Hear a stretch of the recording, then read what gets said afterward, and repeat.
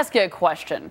Could retailers reporting an uptick in suit sales mean an uptick in jobs? Or are more job seekers just suiting up to compete for the few jobs available in this recession? Well, recruiting firm Challenger Gray and Christmas CEO John Challenger joins us now. You issued a note about this exact thing, and you point to the Men's Warehouse, John. You say the Men's Warehouse is doing well in the quarter, well for the year, because people know they've got to look their best at the interview. You know, I think it's true. You've been out of work, say, for 6 months. You haven't been, dressing, as you know you need to. Maybe you're just, you haven't replaced the wardrobe in a few years because you've been holding down your costs. So now as the job market heats up, or you find yourself out of work, or just you want to make sure that your place is safe at the job, I think we're seeing more people go out and buy these suits. They're not going to the big expensive tailors and paying $1,000 a suit, but they are out there shopping. You know, James Frischling, you interview job candidates all the time. You are a business owner. What do you think?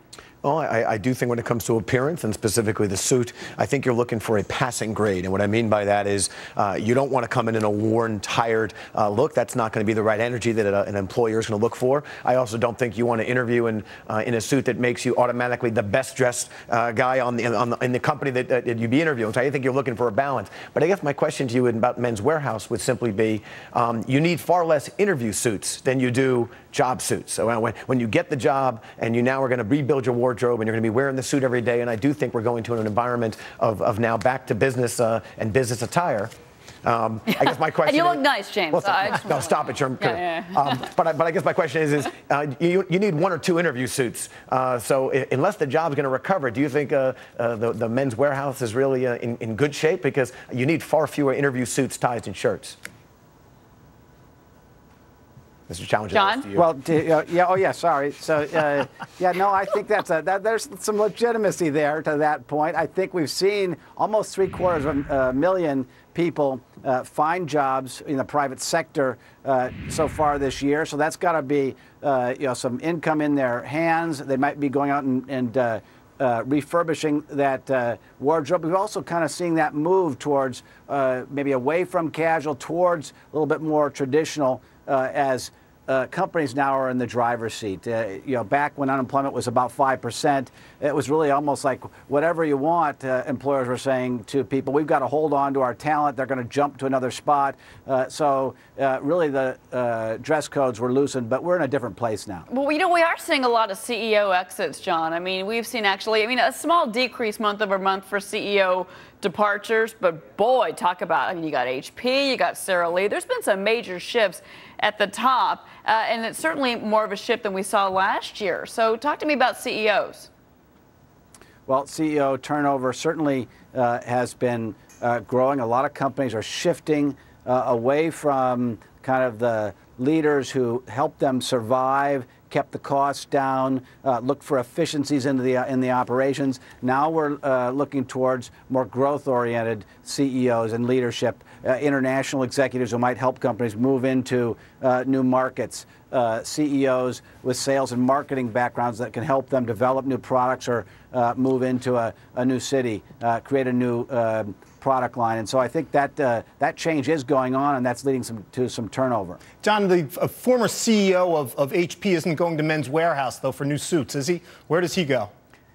Yeah, well, I think Mark Hurd probably can buy 100 suits, so he is not going to be quite in the store. But maybe he goes to a place. Now you have to think about that. Silicon Valley or the tech world, that is a place that has traditionally been all about casual. Yeah. So maybe Mark Hurd, taking another job will start a trend, and we'll see, this next generation of tech workers shed their earrings and their tattoos and their casual clothes and buy suits at the Men's Warehouse. John Challenger, you always look good, always nicely dressed for television. John Challenger, always great to talk to you, sir.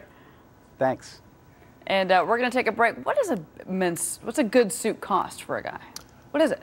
A good suit, anywhere from $500 to $1,000 bucks. 500 to 1,000 is a good suit. Good interview suit. A good interview suit. Good interview suit. Okay.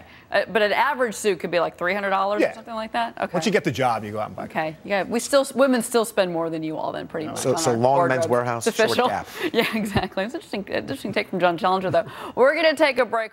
My parents are going to be a little upset, James, but I have to say I've learned two things now, and that is to fly on different days, not to fly on the peak days, but also to look around for a good bargain deal in the beach. And buy airline stocks, And maybe. buy airline stocks. But let me ask you about that. Well, my question to Tom is, in late 2008 and 2009, a new word got created, the staycation.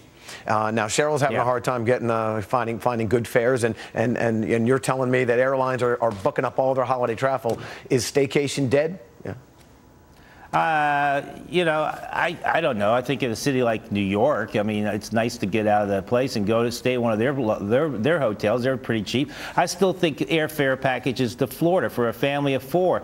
I think you need to look at alternate airports this year. But 5 nights, going the day or so before Christmas and being back before New Year's, I think you're going to see. I mean, I know out of Dallas right now for a family of 4, 2 adults, 2 kids, 4-star hotel, you're looking at $360, $370. That's not too bad for a 5-night stay in Orlando, Florida. I mean, you can go see Mickey World and go see Harry Potter World over at Universal. You know, it's a lot of good things you can do. You just got to look around, be flexible, and you probably have to learn how to pray harder. That's all. And then you might get those Disney World's high on my list this year. Anyway, go ahead. We're an island, so maybe when people say they're coming to the islands, they should come on to New York City. Well, what about the other? There's one more thought, though. A lot of people, Tom, will wait to the last minute and try and get those last-minute deals. Do you think there's going to be last-minute deals this year? I don't know. I'm saying right now is a good time to be poking around. And right now we do have, especially the Florida, probably the California. I think the Cancun special I talked about was good. But if you're trying to go to let's say to the Caribbean, Hawaii, maybe Los Cabos during Christmas or New Year's especially, I think if you sit back and analyze it, you're going to find you can go for maybe half the money after the holidays. And it's just not, I mean, unless you really got to go through, you know, for Christmas, that I think pushing it off before or after, you'll just be a lot better to yourself, and you'll like the trip a lot better, because when you get back home, you put it on the credit card, you still got to pay that bill. Yeah. Tom Parsons, bestfares.com. You always have great tips and advice for our viewers, and thank you very much. And Mom, Dad, if you're watching, I know you are. Olay! Cancun, thoughts?